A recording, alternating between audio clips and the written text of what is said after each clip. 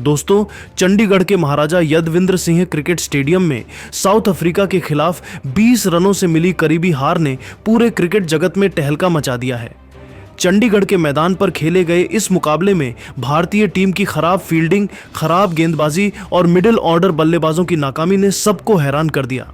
भारतीय टीम के इस शर्मनाक प्रदर्शन ने फैंस को ही नहीं बल्कि दुनिया भर दिग्गजों को भी गुस्सा दिला दिया। रिकी पोंटिंग से लेकर सचिन तेंदुलकर, केविन पीटरसन, शोएब अख्तर और एबी डिविलियर्स तक सभी ने भारतीय टीम की हार को लेकर ऐसा बयान दिया जिसे सुनकर क्रिकेट जगत में हलचल मच गई है। जी हां दोस्तों, बताएंगे पूरी खबर, तो वीडियो को अंत तक जरूर देखें। और अगर आप टीम इंडिया के फैन हो तो वीडियो को लाइक जरूर करें। दोस्तों, चंडीगढ़ की हवा आज जितनी ठंडी थी, मैदान का माहौल उससे कई गुना ज्यादा गर्म था। महाराजा यदविंद्र सिंह इंटरनेशनल क्रिकेट स्टेडियम में दूसरा T20 शुरू होते ही ऐसा लगा मानो पूरा शहर सिर्फ एक आवाज में बदल गया हो, भारत भारत। सूर्या कुमार यादव ने टॉस जीतकर पहले गेंदबाजी चुनी और भारत को उम्मीद थी कि शुरुआती ओवरों में विकेट मिलेंगे, लेकिन दक्षिण अफ्रीका की शुरुआत वही नहीं थी जिसकी कल्पना टीम इंडिया ने की थी।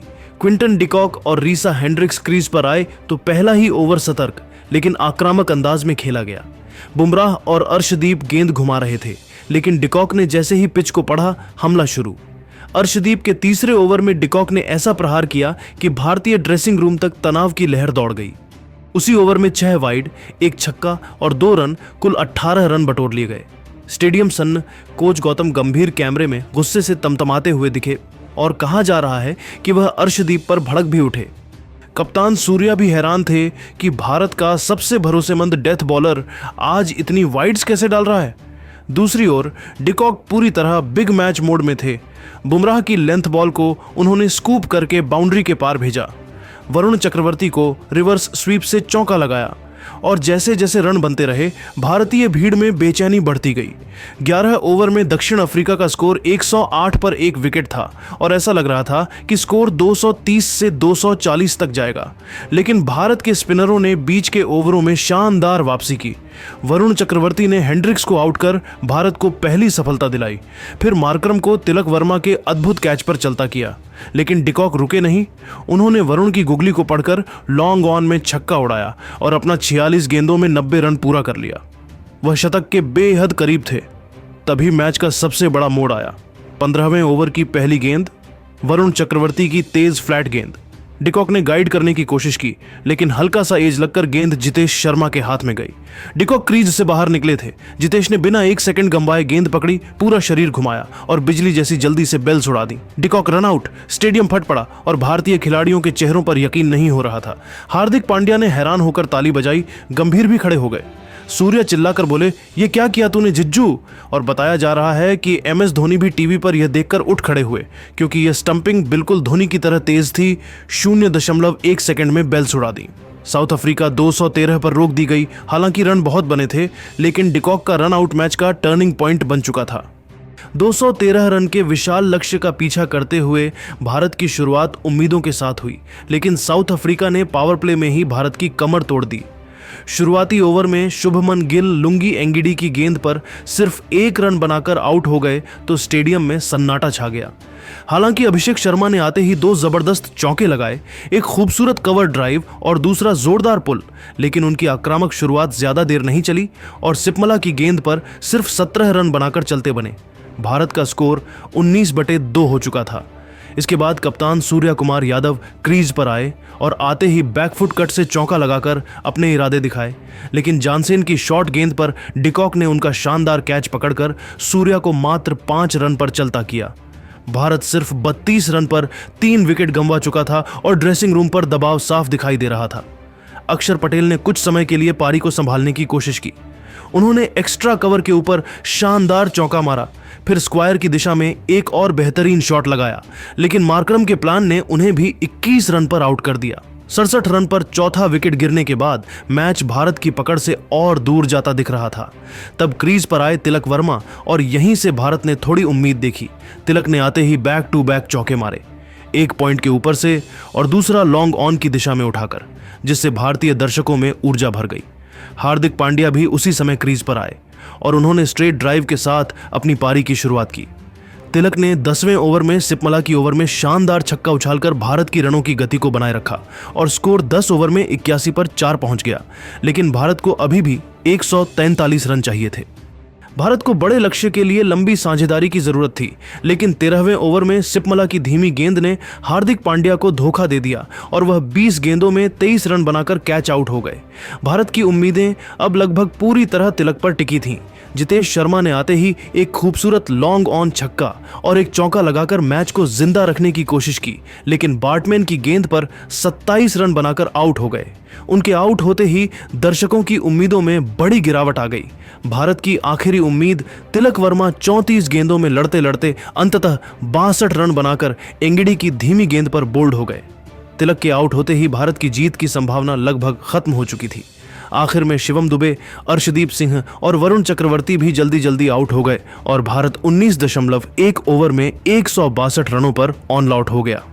213 के बड़े लक्ष्य के सामने भारत 51 रन से मैच हार गया। ये हार सिर्फ रन से नहीं बल्कि गलत रणनीति, खराब बल्लेबाजी क्रम, दबाव में ढहने और साउथ अफ्रीका की योजनाबद्ध गेंदबाजी की वजह से आई। भारत को शुरुआत से ही लगातार विकेट गिरने का नुकसान हुआ।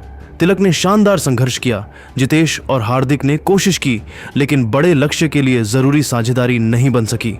मैच भारत के हाथ से धीरे धीरे खिसकता गया और अंत में साउथ अफ्रीका ने पूरी तरह हावी होकर यह मुकाबला जीत लिया। भारत की इस हार से दुनिया भर के दिग्गज बेहद नाराज आए और ऐसे चौंकाने वाले बयान दिए जिसे सुनकर आपको भी हैरान होगी। तो चलिए दोस्तों, आपको दिग्गजों के बयान दिखाते हैं। ऑस्ट्रेलिया के पूर्व चैंपियन कप्तान रिकी पोंटिंग ने कहा, भारत जैसी मजबूत टीम से मुझे ऐसी हार की बिल्कुल उम्मीद नहीं थी।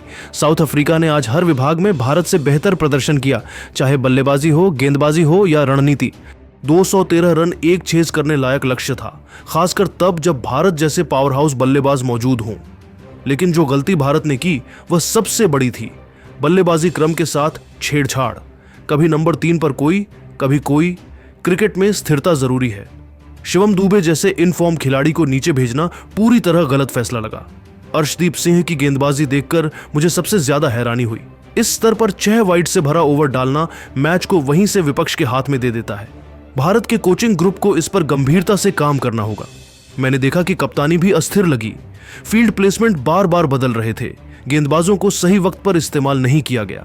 मुझे लगता है कि गौतम गंभीर का टीम में अचानक पड़ा गहरा दखल खिलाड़ियों को परेशान कर रहा है। भारत को वापस अपनी क्लास पर लौटना होगा, नहीं तो यह सीरीज हाथ से जा सकती है। भारत के पूर्व महान बल्लेबाज सचिन तेंदुलकर ने कहा, भारत की आज की हार सिर्फ स्कोरबोर्ड की हार नहीं थी, यह रणनीतिक हार थी। 213 का लक्ष्य चेज करने लायक था, लेकिन भारतीय टीम ने अपनी सबसे बड़ी ताकत स्थिरता को नजरअंदाज कर दिया। नंबर 3 की पोजीशन भारत के लिए हमेशा एक महत्वपूर्ण भूमिका रही है, लेकिन पिछले 2 मैचों में लगातार बदलाव देखकर मैं खुद हैरान था। क्रिकेट में हर खिलाड़ी को अपनी जगह, भूमिका और जिम्मेदारी स्पष्ट होनी चाहिए।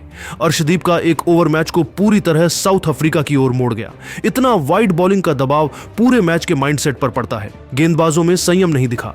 भारत के पास शानदार बल्लेबाज थे, लेकिन शुरुआत में 3 विकेट ऐसे गिरे जैसे कोई योजना ही नहीं थी। कप्तानी आज उतनी मजबूत नहीं दिखी।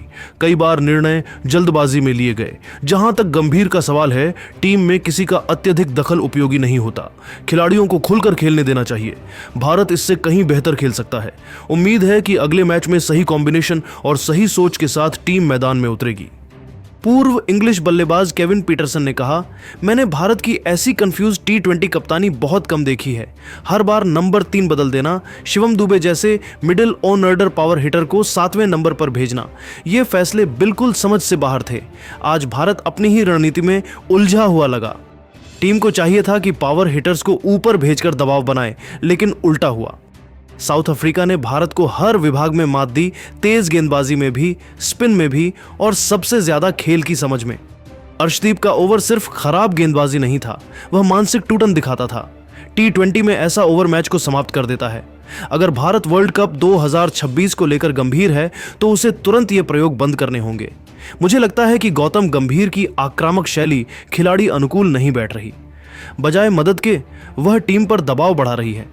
भारत के पास तो वह बैटिंग लाइनअप है जिसे 230 भी चेज करने में समस्या नहीं होनी चाहिए, लेकिन आज फील्ड, फैसले और मानसिकता सब कुछ गलत दिशा में चलते दिखे।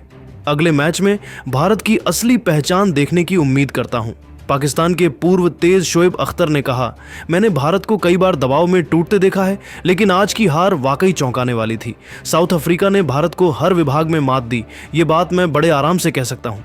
भारत जैसे बड़े देश की टीम से ये उम्मीद नहीं थी कि वह 213 जैसे टोटल को चेज करने में इतनी जल्दी धराशायी हो जाएगी।